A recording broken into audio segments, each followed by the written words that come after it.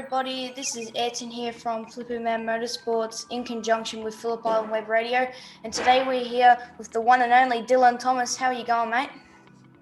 Yeah, good, thanks. And yourself? Yeah, I'm good.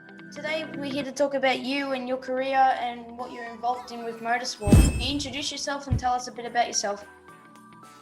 Yeah. Okay, well, obviously I'm Dylan Thomas. I didn't come up through go-karts. I think you started in tarmac rallies, if I'm correct. Yeah, that's correct. So I didn't start racing probably till my mid 20s, and we started in tarmac rally. Used to always go to the Formula One with my dad. My dad and I used to go from when I was a very young fella back in the Adelaide Grand Prix days when the Formula One was down there, and we were going to go to one of the Grand Prix when I was in my mid 20s, and we found out about it, like a Dutton rally where you can take your street car and go do some, witches hat speed cone events. And we went and did that, and it was just a bit of fun. And we did it because we were able to get some laps on the Formula One track by doing it.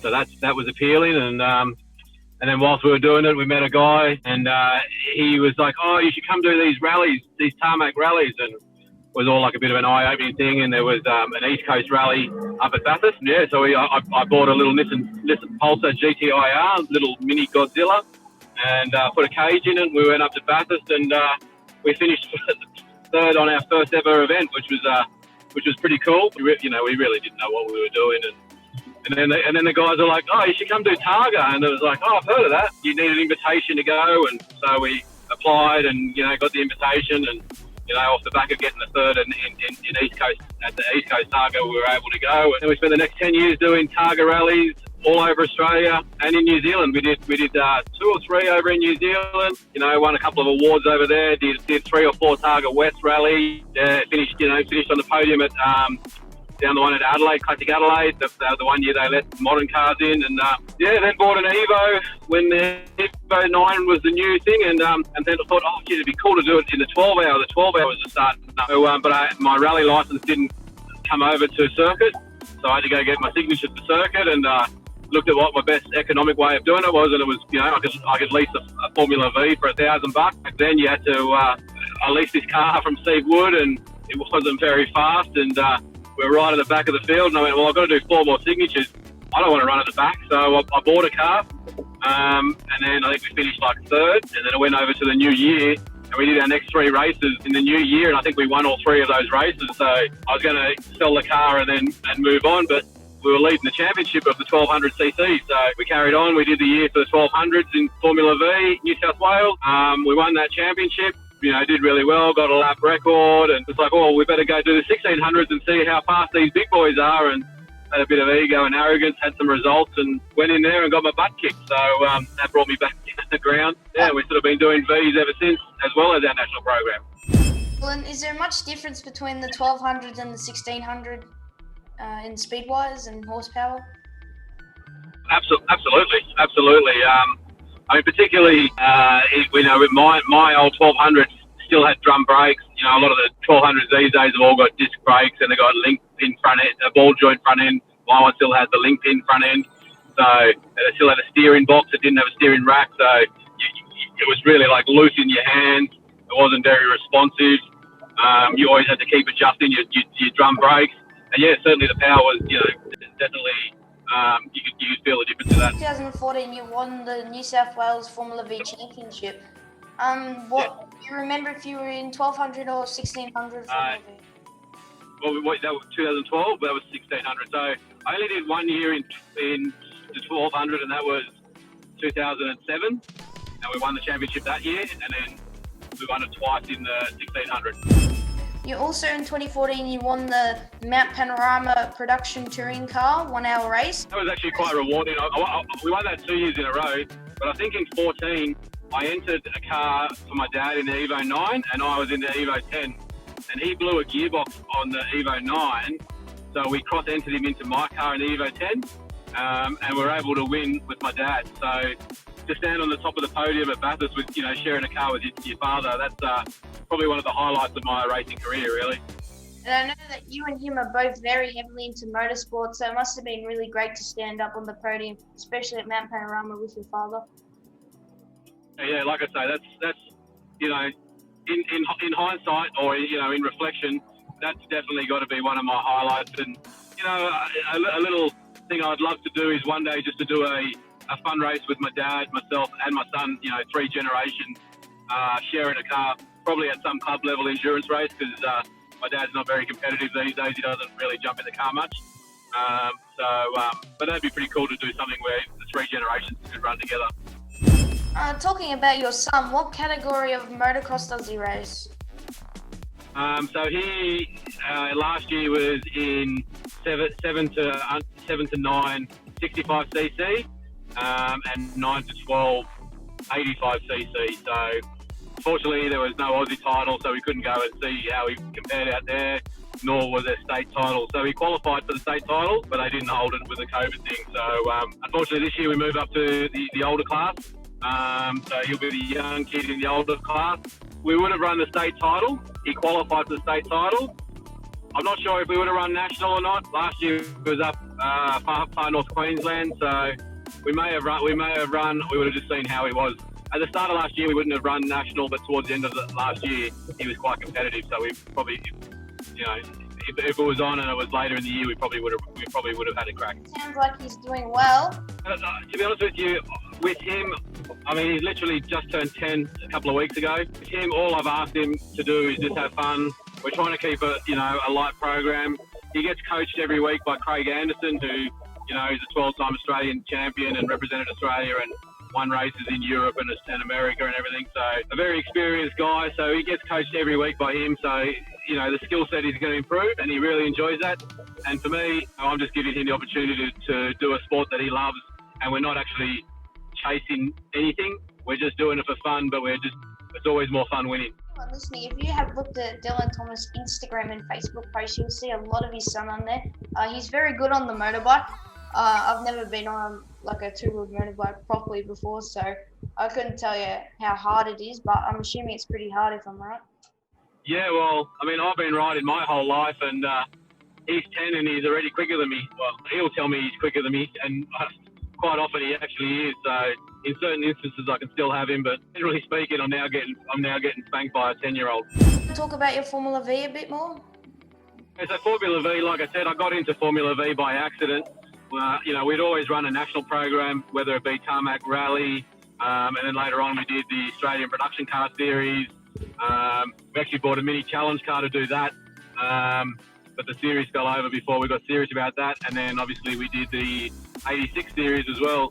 So I've always run a national program, but the Formula V's is a very cost-effective championship, and you can effectively almost run a whole year in Formula V, both state and national, for the cost of one round of a national series. So, most national series are like 5 or 6 rounds, and 5 or 6 rounds is not a lot of racing throughout the year. So, to do, to spend the extra money for an extra round of a national series and be able to do an additional, 8-9 rounds, it just keeps your bum in the seat. And Formula V as a category is certainly one of the most competitive and most difficult to get the speed out of the car to its maximum. So and the guys are great. It's one of the best categories I've ever been in. Everybody helps everybody. And I've had some success. I've never won a national title in there, which really frustrates the bejeebers out of me. I think I finished second, 7 times or something stupid. So I was actually planning in 2020 when we went to Winton for it was going to be Phillip Island for the national title. I was planning to run the number 2 and make a joke of it that I'm the perennial runner-up. So, because in 19, I thought I'd won it, and then I was watching out for Kinsella, and bloody Simon, I wasn't even looking at Simon Pacey. He came down the inside, and I thought I still would have had him, and we crossed the line side by side, and neither of us knew who won, but he bloody pipped me.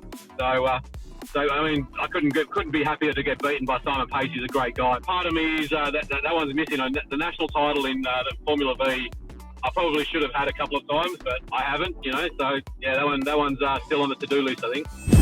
Have you got any advice for somebody around about my age who's nearly at the age to get into a Formula V? Do you have any advice and any tips for them?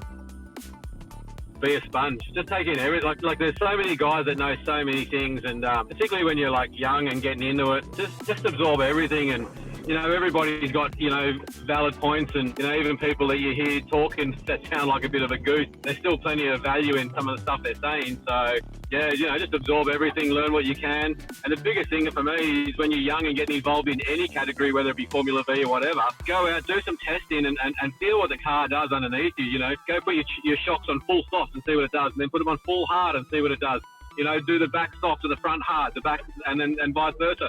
Change the car around, change the rear ride height, change the front ride height. The more you can get different feels from the car, the better you are to find out what you like. You have to do a lot of setup changes by the sounds of it to find your feel and where you can go quick. Yeah, so with the Formula Vee, I tend to do all my setup through the rear. So I've obviously got the front where I like it, and I particularly like my front fairly stiff. Not everybody does. And I tend to want to try and make the car rotate on the way into the corner. So I run a softer rebound to make it, pitch on entry to try and get on 100% throttle as early as I can. So all my balance is through that rear pitching. If it's pitching too much, I need to stiffen the rear rebound up. If it's not pitching enough, I will soften the rear rebound. By the sounds of that, you like to have your car set up different to other drivers. So is that maybe where you feel like you're being quicker than others? I don't know. I'm a bit. My driving style is certainly different to a lot of other drivers. All the go-karters are very good at, being a little bit more patient and then getting early on the gas out of the corner. Whereas I've tended to carry a little bit more speed into the corner, hustle the middle and a bit messy, and people think, I'm a bit out of control, which I probably play on a little bit because I go, yeah, be careful, I'll crash into you. And then they'll give you a bit more space. So I've played on that a bit over my time, but, so I sort of hustle in the middle of the corner, somehow still manage to deal with the car and, pick up that throttle nice and early. So, I don't know if it's different. I know a lot of people in V's do. Ryan Simpson, who was very successful, he used to really slide the back of the car into the corners. Probably a little different style, but similar sort of theory. What made you start CXC Racing and branch out to all different categories? It sort of just evolved, and I do property development, and then, we weren't doing a development one year, and I ended up just through, I had a really good base of core mechanics that worked with me, and I just set up a mechanical workshop with one of my mechanics. He was a mate of mine, and we set up a partnership, and we set up a mechanic shop up, and then we did, I was already doing some Formula Vee leasing because I had a couple of cars and Steve Butcher, who builds Stinger, my mini challenge car, and he crashed it and couldn't afford to fix it, so he just built me another Formula Vee. So that's how I ended up with a second Formula Vee, and then I leased the other one out, and then I ended up buying a couple more cars from different categories, and built a couple of Evos. I already had an Evo, so we just ended up leasing our cars, and it just became part of our business. So I sort of fell into it all. It wasn't actually intentional. It wasn't really a plan. It just happened. In the background, we've got the Evos going around. Do you just rent them, or did you drive them? I drove the Evos. So we ran production cars for a lot of years. We had some pretty good success there. Won some races in the Nationals. Unfortunately, had a few engine DNFs along the way. Yeah, but, probably had some tune issues along the way. So we blew a couple of motors up. We learned a lot. Probably spent some unnecessary money. Yeah, it was all part of the process. And the Evos are a great fun car to drive, and still are. I still own one Evo 9, which I'll probably never sell. I remember last year. I'm pretty sure it was last year or 2019. I was watching you competing in an 86. Toyota 86 at Mount Panorama, and I think you were finishing P8, P9 after you had a crash in one of the races. You came back from like 20th or 30th, I'm pretty sure. We don't talk about crashes, Anton. I don't know what you're talking about. A driver never makes mistakes. Oh, but the 86 class is pretty hard because there's a lot of drivers in there who sometimes make moves that don't exist, unfortunately, but category. The 86 series is a fantastic series for developing drivers. The level in that category is so high. If you come out of the corner and you lift and then reapply the accelerator somewhere at tail and bend with a long straight afterwards, you'll lose 7 to 8 tenths. It's amazing how close everybody is, and it being an underpowered car, a little bit like a Formula Vee, getting off the corner is so important. And it doesn't take. You don't have to be off very much to be a long way back. Do you think that the 86 class is good for drivers trying to get into V8 supercars supercars, or do you think it's just more of a category for itself? No, I absolutely do believe it's a good category for guys going to V8 because it's stepping stone and it's an affordable national category. You get a lot of good drivers in there. You get a lot of good engineers in there. Your setup has to be perfect, so it really makes the drivers work on their setup, their driving skills, the driver application of throttle position out of the corner, brakes. Don't over brake coming in. Don't try and carry too much speed in. It's a fantastic category for a stepping stone into V8 supercars. I support it 100% for that.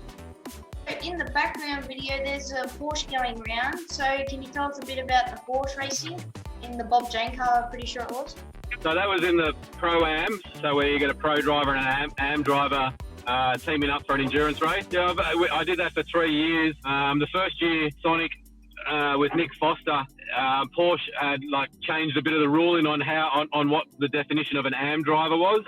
So the driver they had in with Nick Foster wasn't allowed to run, so they had to quickly search for another driver. I think there was a little bit of running around for Sonic to do that, and I was a bit of a last minute name in the hat, which understandably, they didn't know much about me, and I went straight from a wet Formula Vee race at Eastern Creek on Sunday to a test day on Phillip Island on the Monday, and went from doing 140k an hour into turn one in the wet in the Formula Vee to doing 270 kilometres an hour in the dry at Phillip Island. So it was a big change. To be honest with you, I don't think I did the greatest job, but unfortunately for Sonic, they were sort of at the end of their tether and they didn't have too many choices. So I was thrown in, and fortunately, when the race day came, I was able to really perform quite well, and we won the round. And in my race where I was finishing, I won my race.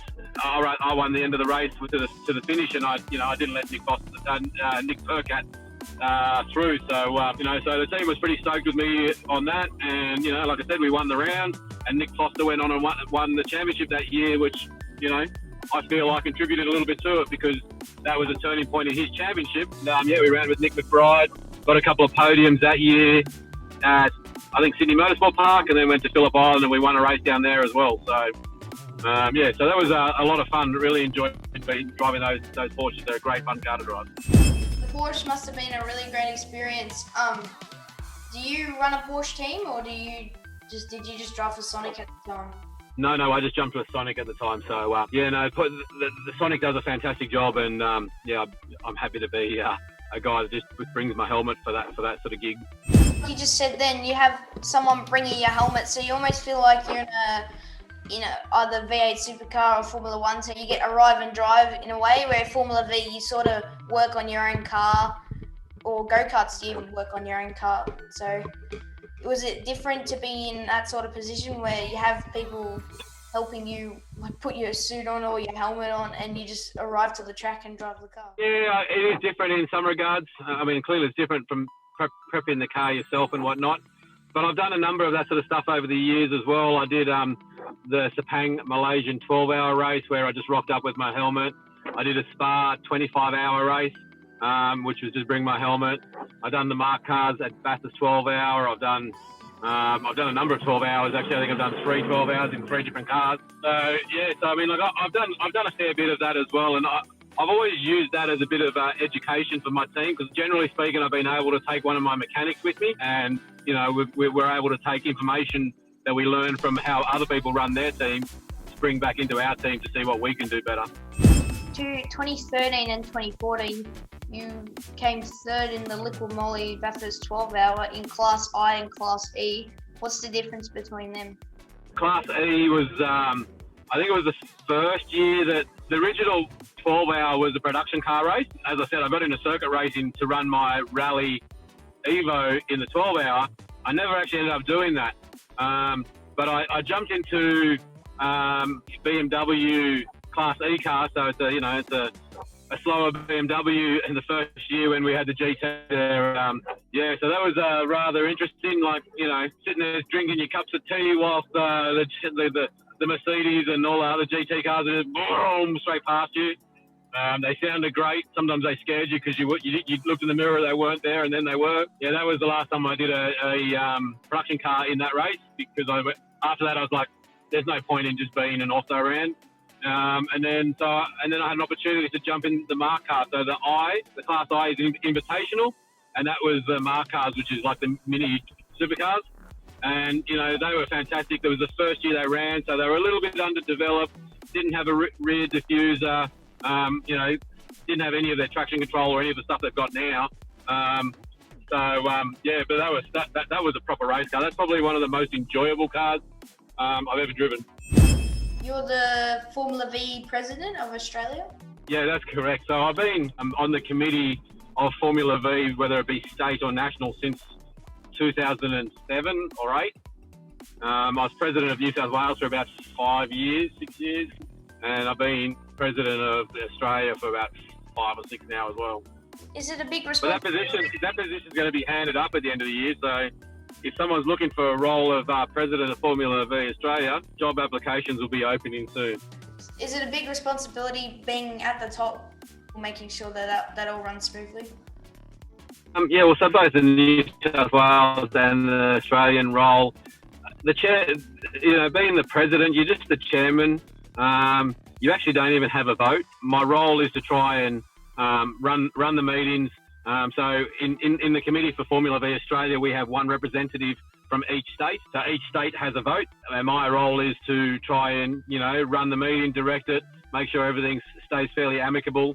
And then, yeah, you know, obviously, you know, I make contact with, get onto the supercar round in Tasmania.